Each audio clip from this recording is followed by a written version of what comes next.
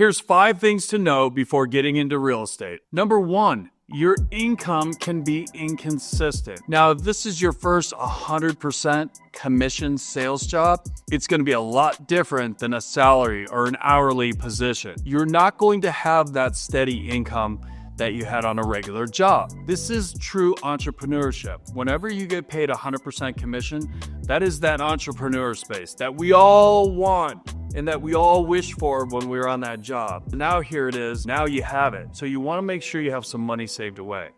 In real estate, even though you're working with a client today, does not mean you're actually going to sell them a house. It may take a couple weeks. It could take a month, depending upon their situation. Now, once you do have a client and they go under contract, it typically takes 30 to 45 days to close. So all of a sudden, now you're looking at 60 to 70 days of time that you won't have any income coming in. So that's why you want to prepare to have a little side cushion put on the sidelines for at least 3 to 6 months until you can build up your pipeline. And I remember when I first got my license, that first month I was super excited. I finally got my real estate license. Now remember, at this time, my wife had been an agent for 14 years. Did she help me on my first deal? No. She made me hunt and gather to find my first deal. And let me tell you, it was stressful. I didn't realize how stressful it was because I'd been watching her for 14 years and she had done an amazing job all those years. I thought it was easy based on how she made it look. But then once I got my license, it took me literally about 60 days until I found my first client. Then once I found my first client, we started showing homes, and then I finally put one under contract. It took roughly about 3 months from the time I got my license to the time I put someone under contract. So I want you to keep that in the front of your head, that timeline could be longer or it could be shorter, but just anticipate it's going to take you a while until you build up your pipeline.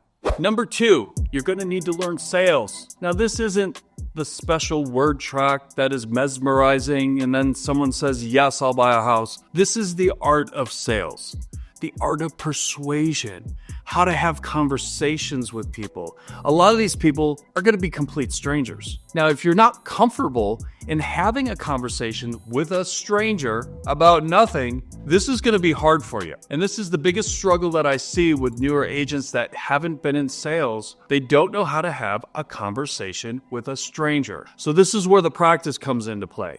This is where you're going to have to practice outside of your office. You're going to have to practice talking to people in public. These are the little nuances that people don't realize have such a huge impact, because you want to build relationships. You want to share your value, because not every single person you talk to is going to buy a house on the spot. And that's what new people think. Just because I'm talking to someone does not mean they're going to buy right then and there. It's a nurturing process in order to have conversations and follow up and sending emails and meeting in person. This is the full sales scale of learning how to talk with people. I learned sales early on after I got out of the military. My first job was at a grocery store. I had to greet people as they walked in, trying to sell them a portrait, a picture with film where you took a picture and had it developed, okay? So I had to figure out how to talk to people as they're blowing through the door with their grocery list, focused on buying groceries. I had to figure this piece out. So I wasn't afraid to talk to strangers. I already been through some different scenarios in my previous careers. And then I was in the car business. I was in telesales. I've done a lot of different sales. So coming into real estate, I just had to learn some of the lingo and how to have a conversation talking about real estate. So if you've never been in real estate or you've never been in sales, you're gonna have to put some practice in. Number 3, you're gonna work odd hours. This is not a buttoned up, cute little schedule to where you work from 10 until 4 and weekends off. You'll be working holidays. You'll be working past 6 o'clock at night. And the reason why is this. Most people that work regular jobs, Monday through Friday, 8 to 5, they don't have time during the day. They have time in the evening or on the weekends.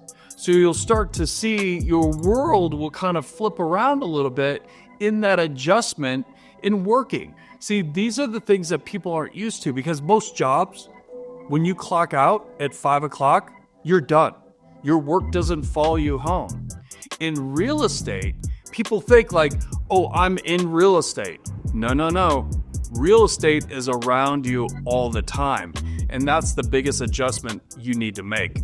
Now, what I found when I first got started in real estate, I had to adjust that. Now, remember, my wife, 14 years as a realtor, right? So you would think I would have the cheat sheet on that. But I even got caught up in having a long workday, out showing, out doing things, coming home completely like done, I'm ready to eat dinner and do nothing. All of a sudden at 8 o'clock at night, a client would call. Well, guess what? It's showtime. It's time to get busy, because you never know when the next deal is going to happen. And so you want to make sure you can take care of that client on their time and not yours. Number 4, building a reputation takes time. Now, this is another art form of sales. Reputation is everything. No one buys from the brokerage. They're going to buy and sell because of you. You are the brand. And that's first and foremost important in real estate. And building that brand and that reputation, it's taking care of one client at a time and over-delivering every single chance you get. Customer service is a lost art form nowadays. In our industry, you have to deal with humans. You have to be able to talk to people, respond to emails in a timely manner, return text messages, and first of all, and you definitely have to be able to pick up the phone and be able to have a conversation with people that is meaningful. No one wants to deal with a bump on a log. And secondly, building that network of people, that's going to take time. Now, if you've never done this, this is going to be very difficult. And over the years, I really hated networking because it was a bunch of small talk, here's my business card. But over the years, what I've done is I really enjoy networking, because now when I meet someone, I don't give them a business card. I take a picture with them, text it to them and say, hey, it was great meeting you, let's stay in touch. Now they see a picture of myself and them together, I send it over to them, and then I build my network. And right now I can probably go into my phone, probably have a couple thousand people that I can go to, that if I have a situation or a problem, or I have a client that needs a solution, I can go to them and get it knocked out.